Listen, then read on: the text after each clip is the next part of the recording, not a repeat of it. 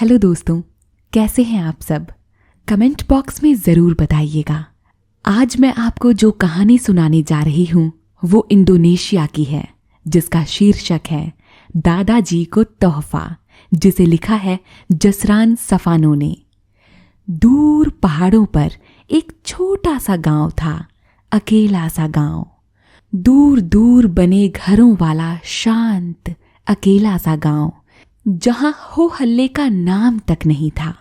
पहाड़ों से एक नदी आती थी जो इस गांव के बीच से बहती थी। नदी का पानी साफ था और वो पहाड़ियों चट्टानों के बीच मुड़ती गिरती रुकती हुई सी आती थी। गांव में आते आते उसकी रफ्तार तेज हो जाती थी। इसी गांव में एक लड़का रहता था। इसका नाम बाकरी था। रात में जब गांव वाले अपने अपने बिस्तरों में होते तो नदी के पानी की कलकल की आवाज उनको साफ सुनाई देती थी। रोज सुबह उनकी नींद एक दूसरी आवाज से खुलती थी। यह आवाज थी दूर नदी पार बजते ढोल की। ढोल के बाद मस्जिद की मीनार से गूंजती अजान की आवाज आती। रात में नदी की कलकल, सुबह में ढोल का बजना, उसके बाद अजान, ये सब मानो गांव वालों की जिंदगी का एक हिस्सा बन चुकी थी। अजान की आवाज और किसी की नहीं, बाकरी के दादू की थी, जो पूरे गांव को रोज सुबह सुनाई देती। उनकी आवाज बहुत बुलंद और भरी हुई थी। जब वो अजान देते तो लगता जैसे जमीन से उठने वाली यह आवाज जन्नत तक पहुंच रही हो। बाकरी के दादू अपने काम के बड़े पाबंद थे। कभी किसी दिन अपने काम में उन्होंने कोई कोताही नहीं बरती। लेकिन एक दिन की बात, सुबह हो गई पर अजान की आवाज नहीं आई थी। गांव में सभी को खाली खाली सा लग रहा था। बाकरी रहता था गांव के एक तरफ और दादा जान का घर था दूसरी तरफ। उसने आज अजान नहीं सुनी। वह परेशान हो गया। आज क्या बात है? दादू को क्या हुआ? कहीं बीमार तो नहीं हो गए? या फिर कुछ और काम तो नहीं निकल आया? लेकिन क्या काम हो सकता था? उसे सुबह उठकर रोज सबसे पहले नमाज पढ़ने की आदत थी। आज उसका मन ठीक नहीं था। दादू की फिक्र थी। क्या करे? पहले दादू की खोज खबर करे या फिर मस्जिद में जाकर नमाज अदा करे? ठीक है, मस्जिद ही चला जाए। दादू की खबर भी लग जाएगी और अपनी नमाज भी हो जाएगी। वह पहुंचा मस्जिद में। चारों तरफ देखा, दादू कहीं नजर नहीं आए। सबसे पूछा, किसी को मालूम नहीं। क्या करे? कहाँ मालूम करे? क्या वे बीमार हैं? नमाज पढ़ते वक्त यही सब उसके दिमाग में घूमता रहा। नमाज खत्म कर जल्दी जल्दी दादू के घर की तरफ चल दिया। थोड़ी ही दूर गया था कि सोचने लगा, क्या खाली हाथ दादू के पास जाऊं? नहीं, खाली हाथ नहीं, कुछ न कुछ तोहफा लेकर जाना चाहिए। क्या ले जाए? एकदम विचार आया, अखरोट, क्योंकि दादू को अखरोट बहुत पसंद है। ठीक है, वह अखरोट ही ले जाएगा। सुबह का वक्त तो था ही, धुंध बहुत गहरी थी। फिर भी वह उस पहाड़ी की तरफ चल दिया जहां अखरोट के पेड़ थे। कड़ाके की सर्दी पड़ रही थी, पर मस्जिद जाने से पहले ही उसने बड़ा कोट पहन लिया था। अब वह जैसे जैसे पहाड़ी की तरफ बढ़ रहा था उतनी ही सर्दी ज्यादा महसूस कर रहा था। कोट के बटन पूरे बंद कर लिए गले तक, फिर भी सर्दी अपना पूरा असर दिखा रही थी। चलते चलते भी वह कुछ न कुछ सोचता जा रहा था, जैसे वो ज्यादा से ज्यादा अखरोट इकट्ठे करेगा। दादू बहुत खुश होंगे कि वह अखरोट लाया है। वह दादू को अपने हाथ से खिलाएगा, पूरी की पूरी गिरी निकाल कर देगा। अखरोट के छिलके, हाँ, छिलकों को भी वो काम में ले सकता है। सख्त तो होते ही हैं, उनसे अच्छे अच्छे छोटे छोटे खिलौने भी बनाए जा सकते हैं। सुंदर सुंदर मालाएं बनाई जा सकती हैं। दादू तो बहुत अच्छी माला बनाते हैं। उनकी बनाई हुई माला बिकती भी बहुत महंगी है। एक एक माला 50 रुपये की बिक जाती हैं। अगर वो 100 मालाएं बना ले तो बहुत मालामाल हो सकते हैं। पर 100 मालाओं के लिए तो बहुत सारे अखरोट चाहिए।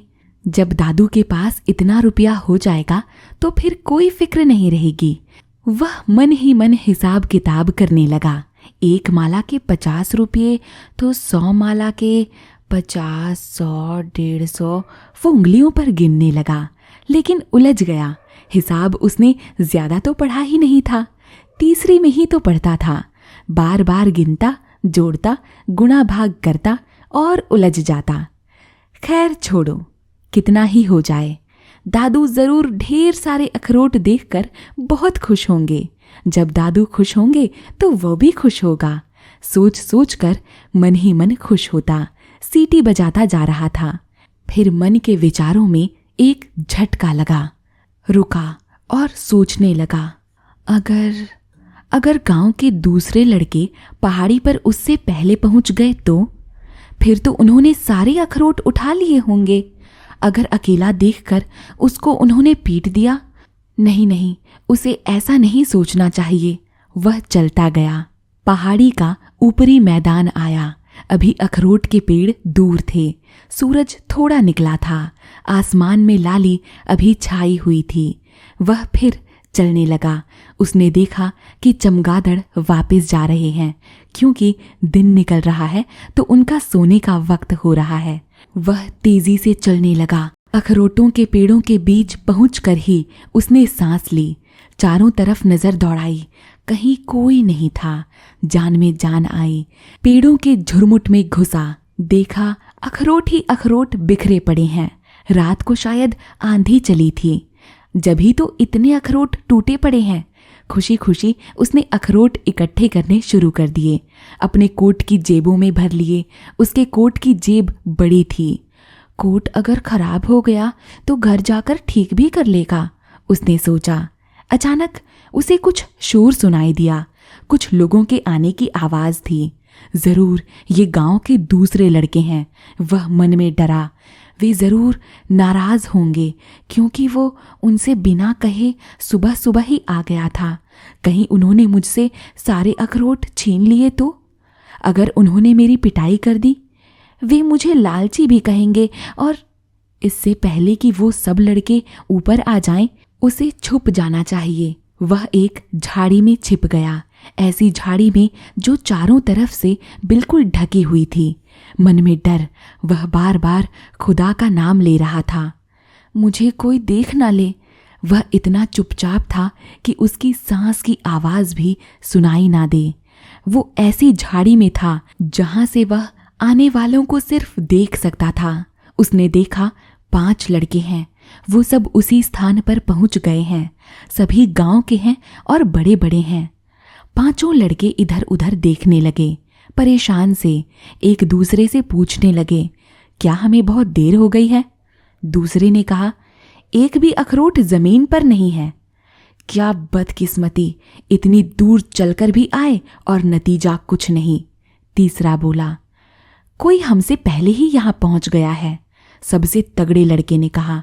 फिर अचानक जैसे सभी को ख्याल आया हो, जरूर बाकरी यहां आया होगा, वही सबसे पहले उठता है, सुबह ही सुबह। एक लड़का बोला, एक रोज सुबह मस्जिद में जाता है ना नमाज पढ़ने। बाकरी झाड़ी में छुपा छुपा सब सुन रहा था। मन का डर बढ़ता ही जा रहा था। जितना डरता उतना ही वह खुदा को याद करता, हे अल्लाह ताला मेरी जान बचा। 5 लड़के परेशान थे, क्या करें? उनको तभी घास पर पड़ी ओस की बूंदों पर पैरों के निशान दिखाई दिए। एक चिल्लाया, देखो देखो बाकरी के पैरों के निशान, वही सारे अखरोट उठाकर ले गया है। दूसरा बोला, जल्दी चलो, अभी तो हम उसको पकड़ सकते हैं, रास्ते में ही होगा, उससे अखरोट भी छीन लेंगे। तगड़ा लड़का कुछ सोचता रहा। कुछ देर सोचकर बोला, नहीं, यह ठीक नहीं होगा। कड़कती ठंड, इतने सवेरे उठना, मस्जिद जाना, फिर यहाँ इतनी दूर आना, यह सब उसने किया और हम सब मज़े से बिस्तरों में सोए रहे। उठकर अलसाए हुए यहाँ आ गए। इसीलिए उन अखरोटों पर उसी का हक है, हमारा नहीं। अगर हमें अखरोट चाहिए तो सुबह सुबह उठना चाहिए, उससे पहले यहाँ पहुँचना चाहिए। उससे छीनना तो सरासर बेईमानी होगी। एक बात और, हम सबको भी सुबह सुबह रोज मस्जिद जाना चाहिए, नमाज में शरीक होना चाहिए। यह सुनते ही बाकी सबके चेहरे उतर गए। यह तो सभी जानते थे कि वह ठीक कह रहा है। अगर वे आलसी ना होते तो सारे अखरोट उन्हीं को मिलते। सभी चुपचाप चल दिए वापस अपने घरों की तरफ। झाड़ी में छुपा छुपा बाकरी चुपचाप सब कुछ सुन रहा था। उसने देखा कि सब वापस चल दिए हैं। उसका मन पसीज गया। उसने मन में खुदा का शुक्रिया अदा किया। उसकी जान तो बच गई थी। अगर उन लड़कों ने उसे देख लिया होता तो उसका भुरता बन गया होता। उसका ध्यान उन लड़कों के उतरे हुए चेहरों पर गया। कितने दुखी थे वे सब। उनको एक भी अखरोट नहीं मिला था आज। अचानक वह जोर से चिल्लाया, उनको आवाज दी, रुको रुको, कहता हुआ उनके पीछे पीछे भागा। सभी लड़के रुके। सबको ताज्जुब, यह कहाँ से निकल आया? ऊपर पहाड़ी पर तो नहीं था। बाकरी उनके पास पहुंचा। हांफते हांफते बोला, मुझे माफ करना दोस्तों, आज मैंने सारे ही अखरोट उठा लिए थे। लो, कुछ तुम भी ले लो। हम सब दोस्त हैं ना, हम सबको मिल बांट कर लेना चाहिए। सब परेशान, यह क्या हुआ, कैसे हुआ? सबसे बड़ा लड़का बोला, नहीं नहीं, शुक्रिया बाकरी, तुम सबसे पहले उठे हो, यहाँ पहुँचे, तुमने मेहनत की, अखरोट इकट्ठे किए, इन पर अब तुम्हारा ही हक है। बेवकूफ़ी ना करो, बाकरी ने उसका हाथ पकड़कर कहा, मैं सच कह रहा हूँ, थोड़े अखरोट तुम भी ले लो। मैं बताता हूँ ऐसा क्यों हुआ। आज दादू ने नमाज नहीं पढ़ी, वो मस्जिद नहीं गए। मैंने सोचा उनसे मिलने जाऊं तो कुछ अखरोट भी लेता जाऊं, शायद वो बीमार हों, अखरोट देखकर खुश हो जाएंगे। बस मैं उनको अपना हिस्सा दे दूंगा, बाकी सब तुम ले लो। एक लड़का बोला, हाँ, आज सुबह तुम्हारे दादू किसी से बात कर रहे थे, कह रहे थे कि उनको सर्दी लग गई है और जुकाम हो गया है, ठीक होने में कुछ वक्त लग जाएगा, फिर वो मस्जिद जाएंगे। बड़ा लड़का कहने लगा, हम ऐसा करते हैं, बाकरी के हिस्से के अखरोट हम आपस में बांट लेते हैं, फिर हम दादू के पास चलेंगे और बाकी सारे अखरोट उन्हीं को दे देंगे। वे जब ठीक होंगे तो हम उनकी बुलंद आवाज़ से उठती अजान फिर सुन सकेंगे।